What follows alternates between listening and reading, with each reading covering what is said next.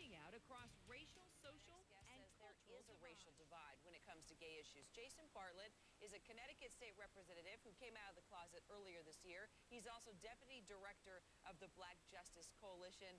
And Jason, let me ask you to just start with the difference between black and white culture and how you see it views being gay. Well, I think the difference is surrounded by how, as African Americans, we've kind of been conditioned in this country and through our own history. We have the African American church, the black church, which has been our beacon of hope and our political leadership throughout the years. And many of the black pastors are still extremely conservative and still condition people that marriage is Adam and Eve and not Adam and Steve, and that whole way of thinking and defining it around procreation. And it is a civil right. In Connecticut, we have legalized same-sex marriage, and we've said that not to allow it or to allow civil unions is pernicious discrimination.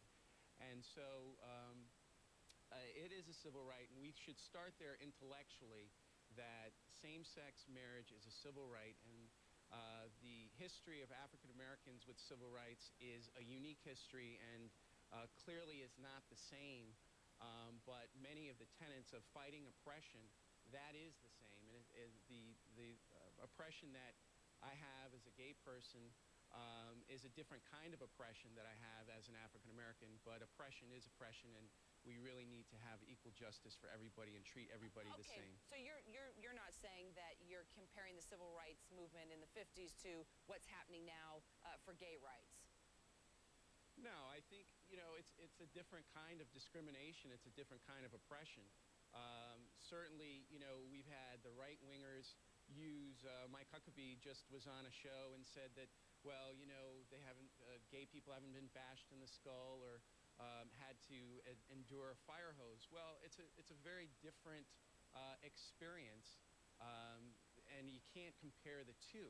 What we want to do is we want to look at the rationale between the arguments, and we want to look at, are we discriminating against gay people in this country? Sure. Do we have hate crimes against gay folk? Yes. Well, Jason, let me for a minute bring it back to the black issue, because you've been quoted saying several things that triggered this whole segment idea, which I find very interesting, just about sort of you call it the DL, the down low, and it's all the black men that live quote unquote straight lives. They're married, but they are gay, but they don't want to come out of the closet. Explain this DL culture to me, and how big is it, and why is it that way? I mean, you of all people are such a role model to the black community. I mean, you've come out, you've been reelected, you're a parent. So explain this mentality to me. Well, I'm also the only open state representative in the country, which, is kind of a shame, that's out in gay and black. And it took me 41 years to come out. So that's, in some ways a long time to actually be able to say, I'm gay and I'm black and kind of deal with that. So there's a lot of folks, a lot of men that I know that just can't tell their parents, cannot tell their family. And some, unfortunately, live a double life, get married, have kids, and turn 30, 40, 50 years old and decide that they're gay, and they're finally going to recognize that.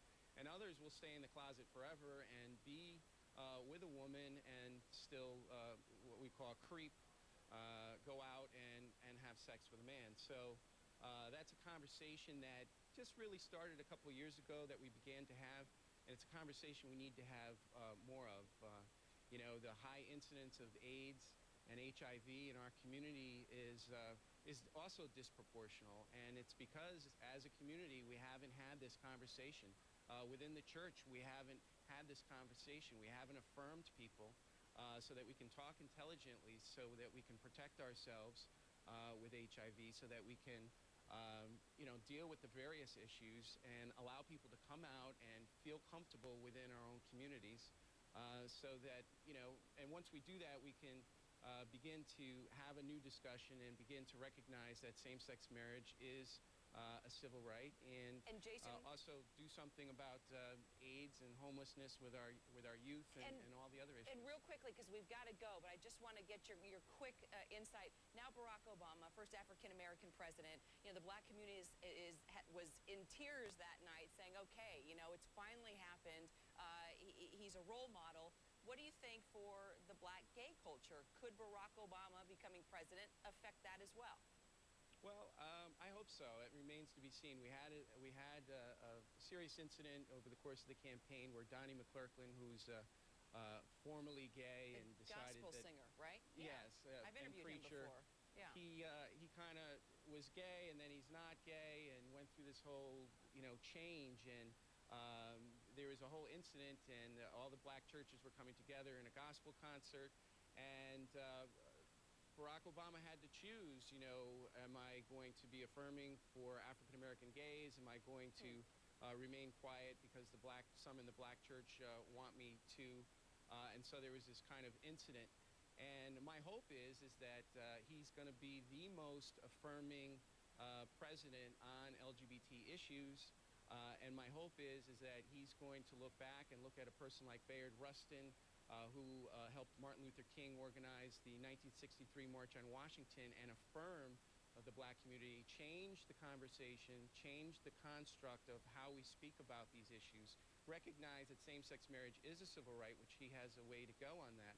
And it's important that he does, because the right wing uses elect Obama's words against same-sex marriage and to some extent against the gay community. So it's very important how he eventually falls on many of these issues, but I'm extremely hopeful and very proud that he's going to be leading it. And we'll be seeing what the courts do with regard to overturning Prop 8 as well. Jason Bartlett, Representative Connecticut, thanks for joining me. Thank you. We're going to take a quick break. We'll be right back.